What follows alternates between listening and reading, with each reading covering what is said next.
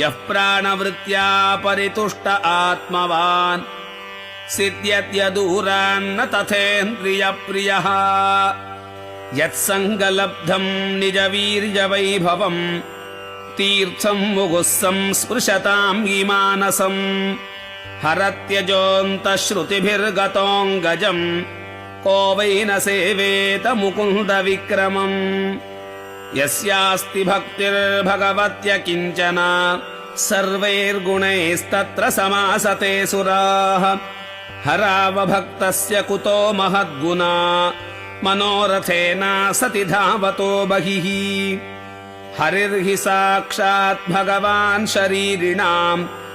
आत्मा झषानामिव तोयमीप्सितम् हित्वा महांस्तम् यदि सज्जते गृहे तदा महत्त्वम् वयसा दम्पतीनाम्।